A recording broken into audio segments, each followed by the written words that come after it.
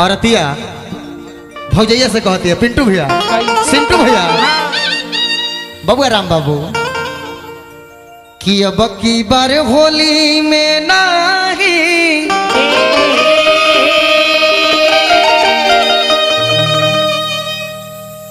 ये डिक्की इधर मत करो सीधा रहो कि अब कई बार होली में नहीं बबुआ रीति कौन पाठ पढ़ा दिल हतना सुघर में कब कोइल तबो भातार ने के पूछो कि अब की बे होली में नागी आरे भतरू हे रे भौजी बर्दाश्त करो तयसो के फागुन में रंगवा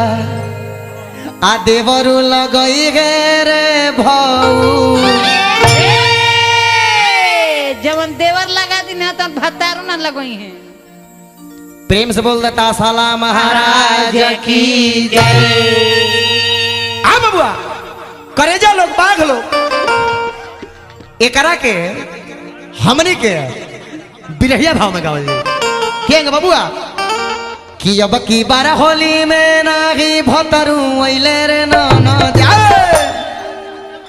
संभार ले रा बुढ़ियो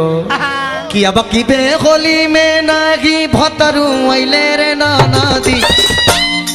अले बाग है क्वालिटी पर ध्यान दी है कि हंसो के फागुन में रंगवा देवरे लगई है रे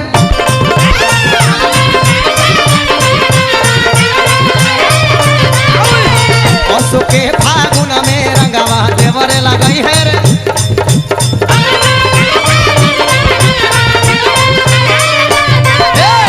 अब की बे फागुन में नागी भतरू हे रे नदी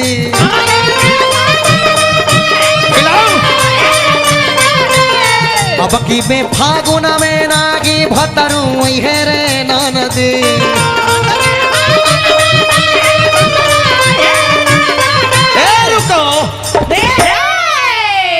तीनों को नहीं सो कर्मा ही छोड़ा विश्वकर्मा भैया सब ऐसे आवे पीछे आ गया आवे ऐसे आवे हमारा पीछे आओ आओ आई आगे आई तू आओ आओ तू हमरा फुचकारी भी आओ मारा झरंगे भी आकार है पूरा झलास भी आओ कि यसो के फागुन में नहीं आरे भतरू आई है रे नदी है बबुआ कि अब की के फागुन में रंगवा देवर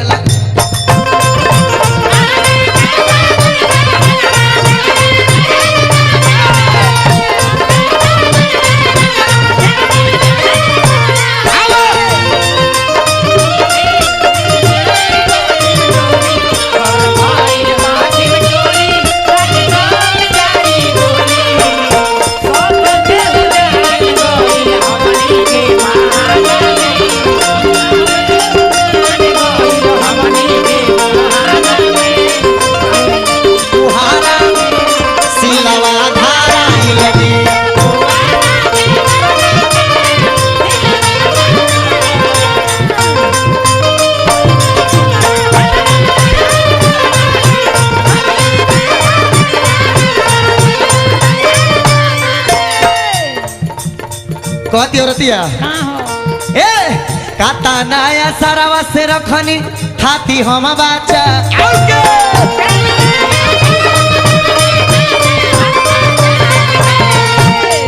कितना असरा से थाती बचा के रख ले बनी मांगत रहले भसुरा नागी दी हनी चिक आगे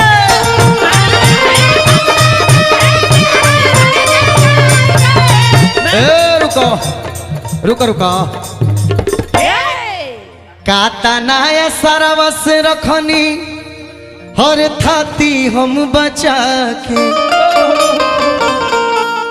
तोनी के भसुर के आ जाओ कि मांगत रहले भसुर नहीं हर दीहनी सटके त मांगत रहले भसुर नहीं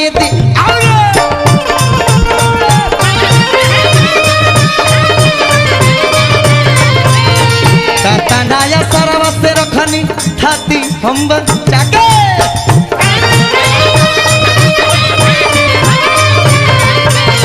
मांगत रहले भसुर नगी दीवानी सा ताके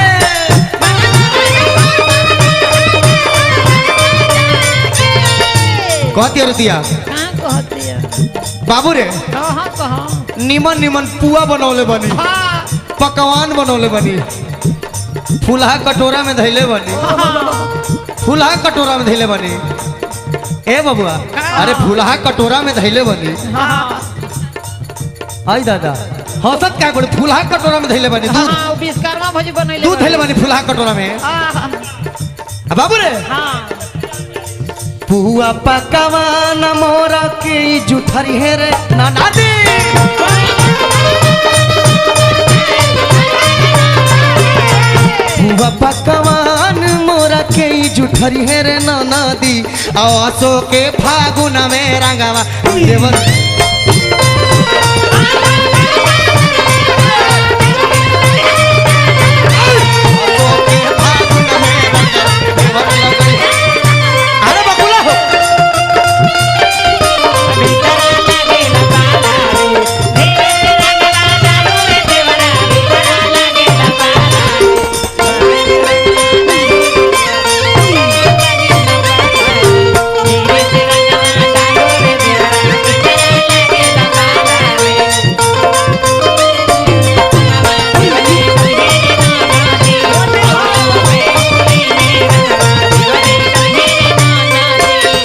होली के मतलब जमकावो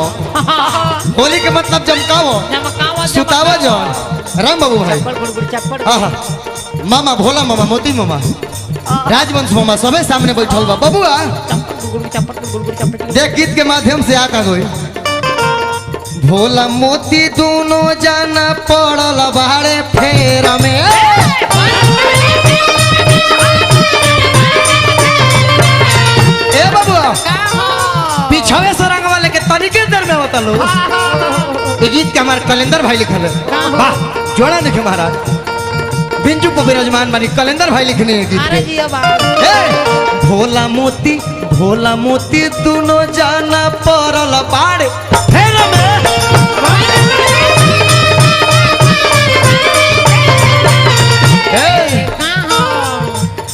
आवतड़े रंग वाले के पिछावा सतनी के दे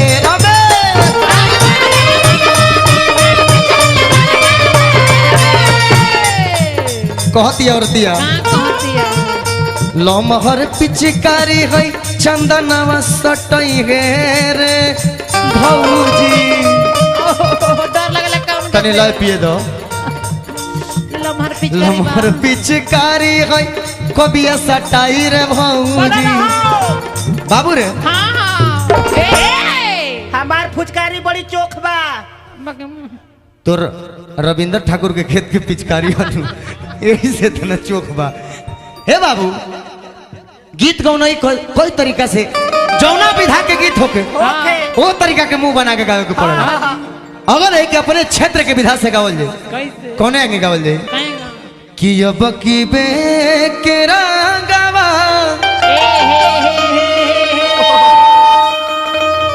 अरे तक कबिया लगाई रे भौजी मिया छटपटाता लगैला खा लेकिन लय ले ले छपरा वाला आ ठेका ले ले यूपी वाला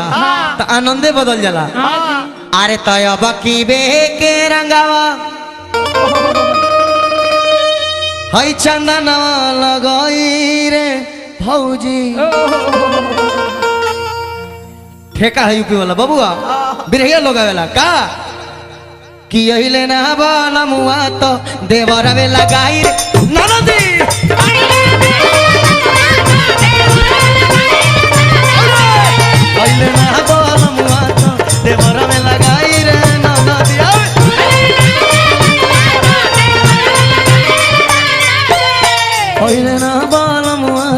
देवर में लगाई रे ना ये अपना दुगला के भाव हो गए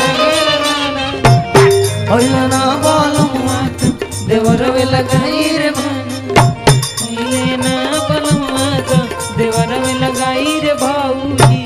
ओइला ना बोलमुआ देवर में